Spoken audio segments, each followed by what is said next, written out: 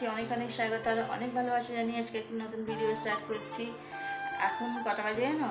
এখন বাজে ওই 8টা, সাড়ে 8টার মতন বাজে। উঠেছি সকালবেলা, উঠে সমস্ত বাসি কাজ কমপ্লিট হয়ে গেছে। আর বৃহস্পতিবারের পুজো দেওয়া হয়ে গেছে, তোমাদেরকে দেখালাম। আর জল সন্ধে দিয়ে আজকে জল দেওয়া শেষ, আজকেই শেষ। সকালে জল দেওয়া হয়ে গেছে, সন্ধ্যেবেলা সন্ধে দেবো, জল সন্ধে শেষ। 4 দিন হয় পরপর, আজকে বৃহস্পতিবার, আজকে শেষ। আর সমস্ত কাজ হয়ে গেছে, ঘরে শুধু বিছানা পরিষ্কার হয়নি এখনো। মেয়ে শুয়েছিল, ঘরে বিছানা পরিষ্কার হয়নি, ঘরে বিছানাটা পরিষ্কার করবো। হ্যাঁ যাচ্ছি, তারপরে কথা বলছি তোমাদের সঙ্গে।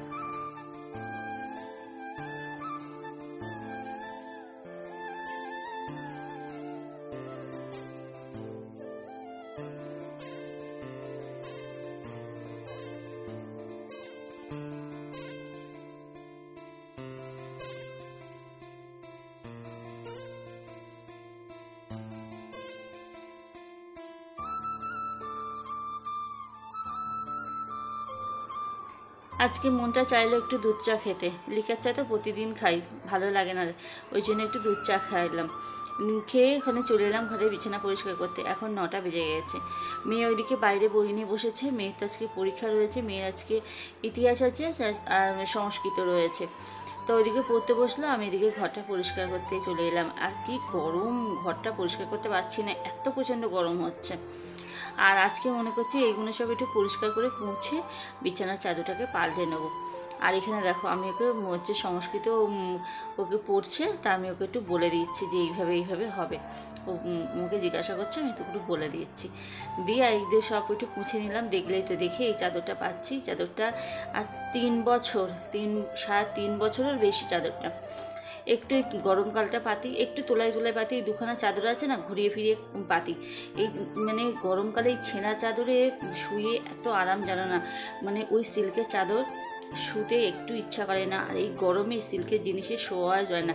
আর আমার সেরকম ভালো বিছানার চাদরও নেই, যে সুতির চাদর এই একটাই রয়েছে। এই একটা ছাড়া আর আমার চাদর নেই। যে দুখানা আছে, 100 টাকা করে বাড়িতে বিক্রি করতে আসে, ওই চাদর কেনা। আর এই সুতির চাদর এই একটাই, আর একটাও আমার চাদর নেই। কিন্তু আর এই মুহূর্তে কিনতেও পারবো না। এই চাদরটা 2-3 জায়গায় ফুটো ফুটো হয়ে গেছে। চাদরটা বেশি পাতি না, পাতলে যে ছিঁড়ে যাবে। আর এই গরম পড়েছে বলে চাদরটাকে পাচ্ছি। রংটা খারাপ হয়ে গেছে তাই কি, কিন্তু ওতে যা শুয়ে যা আরাম না, শান্তি। ওতে রাত্রিরে ঘুমিয়ে, এত গরম না রাত্রিরে, মানে বিছানায় থাকতে পারি না। কিন্তু এই চাদরটা পাতলে একটু শান্তি থাকে। আর মেয়ে তো, মেয়ে বালিশের রড পর্যন্ত খুলে ফেলে, এত গরম হয় আর ঘেমে যায় বলে। আজকে লেপ দুখানাকেই ওখানে জড়ো করে রাখলাম। কালকেই ওর লেপটাকে বাইরে বার করে এনেছি। আমি আর লেপ রেখো না, ঘরে খাটের মধ্যে রাখলে জাম হয়ে থাকে, দেখতে ভালো লাগে না। খাটটা পুরো একদম ভর্তি করে রেখে দেয়। হ্যাঁ, ওই জন্যে লেপ দুখানা করে ছোটো করে মোড়াই করে রেখে দিলাম আজ। আর আমি দেখো, আমি সব কাজই পারি, কিন্তু ওই ট্যাঙ্কি খুলে আমার কাপড়টা দেখো কতটা ছিঁড়ে গেছে। 2টো কাপড় পরছি, 2টো কাপড়ই ছিঁড়ে গেছে। একে যেটা পরে আছি সেইটাও ছিঁড়েছে, ওইটা পরেছি ওইটাও ছিঁড়েছে। মানে বাড়ি পড়ার দুখানা ছাপা কাপড় দুটোই আমার ছিঁড়ে গেছে।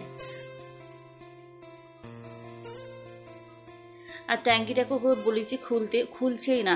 আজ খুলবো কাল খুলবো করে খুলে না। আর আমি একা খুলতে পারছি না। গোডাউনের ওখানে রেখেছি, ওর উপরে অনেক জিনিসপত্র আছে, সেগুলো একটু নামিয়ে একা হয় না, দুজনে হলে একটু ভালো হয়। আমাকে খুলতে বলছে, আমাকে বলছে যাও তুমি খুলকে যাও, তোমার দরকার থাকলে, আমি খুলতে পারবো না। ওরকম বললে হয়? আমি বুঝি চলো একটু, তা যাবে না।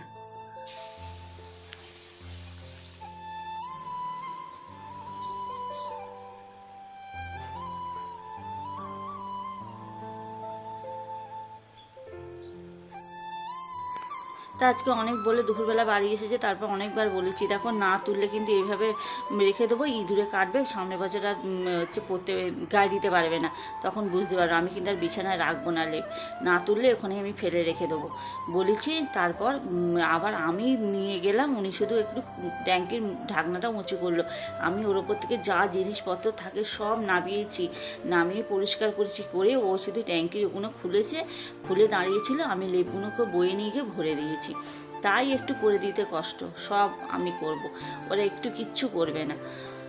বললেই তো গেলেই হচ্ছে রাগারাগি করবে, না বলতে গেলে কিছুই না। বলছি বলে আবার আমাকে ওই কথা বলছে। আমি তাই আবার জোরজবস্তি করে লেপগুলো তুলে দিলাম। কত দিন হয়ে গেছে লেপগুলো বাইরে রয়েছে, এত গরম পড়ে গেছে। আর বিছানাটা একদম ভালো লাগে না, বিছানাটার মধ্যে জড়ো হয়ে থাকে। তো দেখো সমস্ত তোমাদের সাথে বক বক করতে করতে সমস্ত কাজ কমপ্লিট হয়ে গেল। আজকে রান্নাবান্না সেরকম কিছু করিনি। সকালবেলা আলু সিদ্ধ ভাত করেছি আর ডালটা সিদ্ধ করে রেখেছি। আর হচ্ছে ও কাজে নিয়ে গেছে সকালবেলা। আর আজকে এইসব ঠাকুরের জল দিয়ে আজকে অনেক সকালবেলা উঠেছি, জানো, উঠে ওইগুলো করে নিয়েছি। গ্যাসে ভাত বসিয়ে ঘরবাড়ি পরিষ্কার পোছা এসবগুলো করে নিয়েছি। মশলার মশলাগুলো সব ফুরিয়ে এসেছে। আর ওই মশলা কোটোগুলো মনে করছি না ধুয়ে রাখবো না, ওই জন্যে আজ ধোবো করে তো ধোয়া হচ্ছে না। আজকে মনে করলাম রান্নাবান্না নেই, আজকে তো ওই বাড়িতেও যাবো না, ওই জন্য মনে করলাম যে ধুয়ে নিয়ে মশলাগুলো সব ভরে ফেলি।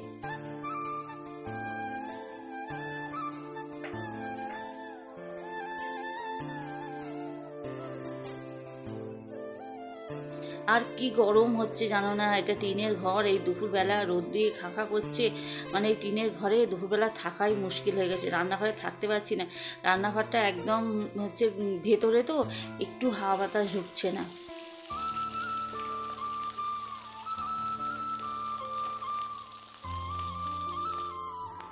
ওখানটায় ওগুলো সব ধুয়ে উবুর করে রাখলাম, জল হতে দিয়েছি, ওগুলো শুকিয়ে গেলে তারপর মশলা ঢেলবো। আর এদিকে মেয়ের টাইম হয়ে গেছে, মেয়েকে ভাত দিয়ে দিচ্ছি। সকালে তো বললাম যে আলু সিদ্ধটা পেঁয়াজ আর লঙ্কা দিয়ে মেখে ডাল সিদ্ধ দিয়ে আলু ভাজা দিয়ে ওকে ভাত দিয়ে দিয়েছিলাম। আর ডালটা কেটে পরে সাঁতলে নিলাম। আর এই দেখো কুচো আলু ভাজা, ডাল, ডিম ভাজা, আজকে দুপুরবেলা এই রান্নাবান্না হয়েছে।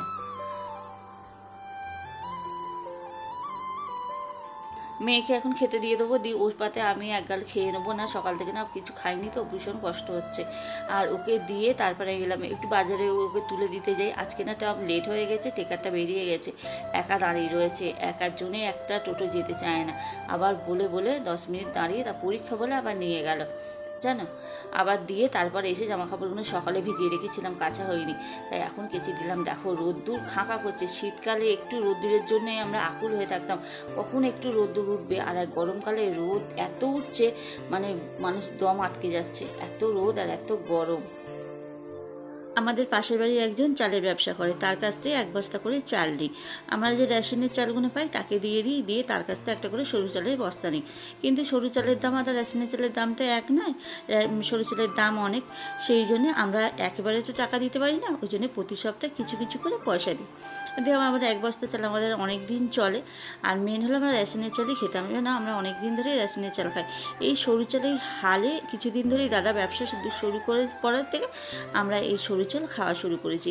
কারণ হলো বাবার বয়স হয়ে গেছে না, যে রেশনের চাল খেতে পারে না, ওই জন্যে আরও সরু চাল খাই, নাহলে আমরা রেশনের চালই খেতাম। তো তাকে বলেছি একটা বস্তা দিয়ে যেতে, সে এবার দিয়ে যাবে। আর এখানে দেখো সমস্ত কোটোগুলোকে মুছে নিলাম, নিয়ে কিছু কিছু মশলা ছিল সেই মশলাগুলো সব ঢেলে আমার এই যে রান্নার যেগুলো ছাড়া আমার রান্না অসম্পূর্ণ সেইগুলো সব ঢেলে রেখে দিলাম। এইগুলো দিয়েই তো রান্নার স্বাদ বাড়ে। আর দেখো তেলটা ফুরিয়ে গেছে বলে অল্প তেল রয়েছে, একটা বলেছি তেলের প্যাকেট আনবে। তেলটা এত হাতে রেখে রান্না করি, তাও যেন তেল বেশি খরচা হয়ে যাচ্ছে। 1 প্যাকেট তেল 1.5 সপ্তাহ মতন চলে, তার একটু টেনে বেশি চালাই, কিন্তু তাও যেন বেশি খরচা হয়ে যায়। তাও বলে আমি নাকি তেল বেশি খরচা করি, তেল মশলা আমার হাতে বেশি খরচা হয়। হ্যাঁ, আর কত টিপে চালাবো বলো। তা দেখো সমস্ত কাজ কমপ্লিট হয়ে গেল ওইদিকে। আর ওইদিকে যা গরম, টিনের ঘর, মানে দম বন্ধ হয়ে যাচ্ছিল ওই টিনের ঘরে কাজ করতে করতে, মানে থাকা যাচ্ছিল না। ওই রান্নাঘরে মানে আগুনের হলকা পড়ছিল, মনে হচ্ছিলো যেন গা হাত পা জ্বলে যাচ্ছে। ওইদিকের কাজকর্মগুলো কমপ্লিট করলাম, করে আর এখন প্রদীপ বানিয়ে নিলাম। আজকেই তো সন্ধে দেওয়া লাস্ট, ওই জন্যে প্রদীপটা বানিয়ে নিলাম, নিয়ে একটু গা ধোবো, ধুয়ে পরিষ্কার হবো। তার আগে মেয়ে বললো মা সন্ধেটা দিয়ে আসি, তারপরে আমি বললাম চলো তুমি আমার সাথে সন্ধে দিতে যাবো। আজকে তো পরীক্ষা শেষ, ওই জন্য আজকে সন্ধেটা ও দেবে। আমি প্রদীপটা বানিয়ে দিলে তেল করলো, সলতে করলো, তেল দিল, সব কিছুই করলো। আজকের প্রদীপগুলো গোল গোল করেছি, প্রদীপের মতন করিনি, কেন এই টোপ সলতে তো, ওই জন্য গোলের মধ্যে টোপগুলো বসিয়ে দিয়েছে, দেখতেও ভালো লাগে, ওই জন্য আজকে প্রদীপগুলো সব গোল বানিয়েছি। আর দেখো ঘরেটা দিয়ে দিল, দিয়ে তুলসী তলায় দিয়ে তারপর সব জায়গায় দিতে যাবে। তাহলে চলো গিয়ে দেখতে থাকো।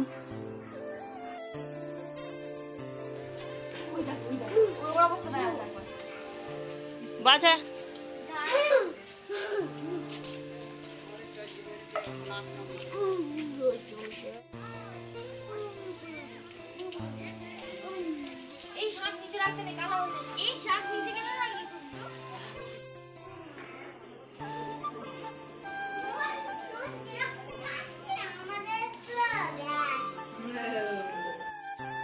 এই যে মনসাতলায় দিলে শেষ।